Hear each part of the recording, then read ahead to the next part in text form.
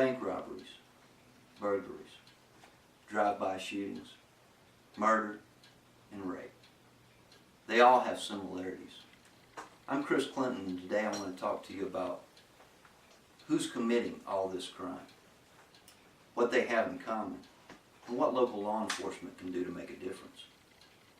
You only have to turn on the news today to hear about these and other crimes being committed all across this great nation.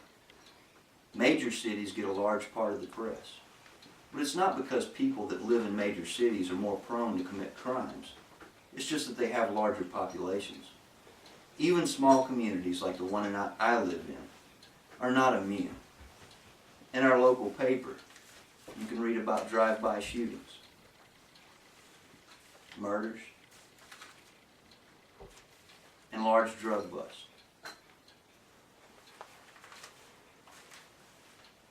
Odds are you or someone you know has been affected by these or other crimes. So who's committing all that crime? You might be surprised to learn that it's only a small segment of society that's involved in criminal activity. In fact, in 2008, the United States Census Bureau told us that there were over 304 million people who lived in the United States. The FBI told us that there were 14 million arrests. And if you go by those numbers alone, you would think that 4.6% of the population committed all the crime. But it's actually smaller than that because of a word called recidivism. Recidivism is a word that we use in criminal justice. And basically what it means is that people have a tendency to fall back on their typical behavior patterns. For example, an athlete has a tendency to exercise, train hard, and practice sports. A musician has a tendency to practice music and play music.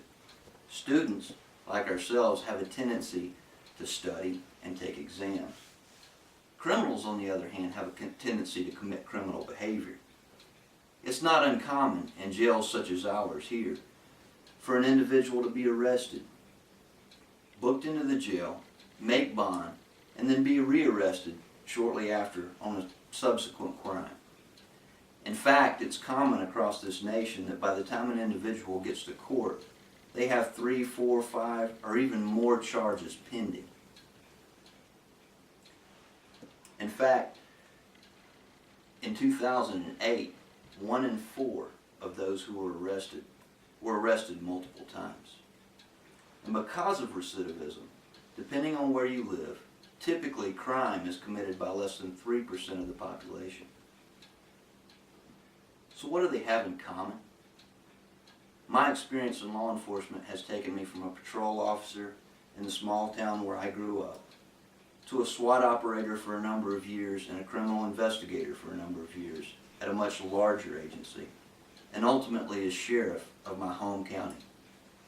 In that time, what I've learned is that whether we're responding to a domestic violence call, a report of child neglect, investigating a burglary or a rape or a murder, or responding on a SWAT call out, the one thing in common is that those individuals who committed the crime almost every time were involved in some way in illegal drugs, whether it's users, addicts, or drug dealers.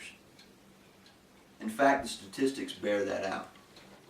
The Arrestee Drug Abuse and Monitoring Report is an annual report that comes out that's based on statistics from county jails and state prisons.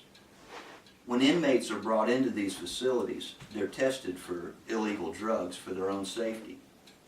And what the Adam report told us in 2008 was that 87% of those arrested tested positive for illegal drugs at the time of their arrest. Some of these individuals knew they were going to be arrested on warrants for probation violation and that sort of thing, and yet they still tested positive because they fell back on their normal behavior. And that brings me to my next point. What can law enforcement do to make a real difference? My philosophy is pretty simple. If all crime revolves around the drug trade, and you target the drug trade, you will make a difference. With that philosophy in mind, when I took office in 2008, we took an aggressive stance on drugs. In 2008, we made 240% more drug arrests than they had the previous year. And the result was a 12.6% reduction in crime. And that number is significant because, according to the GBI, the rest of the state of Georgia had over a 5.5% increase in crime. In 2009, we continued with that same mission in mind. We made so many drug arrests in 2009 that it ended up being 23% more drug arrests than the prior administration had made in their last 4 years in office. And the result again was a 15.1% reduction in crime. I believe that less than 3% of the population commits 100% of the crime. Nearly 90% of those are involved in illegal drugs. Because of that, if you take a strong stance on drugs, you make a positive difference in the community. We don't tolerate drugs and crime in Towns County, Georgia. Drug dealers have found out the hard way that in our county, if you do the crime, you will do the time. That's a mission that the Sheriff's Office will continue. And as the Sheriff, you have my word on it.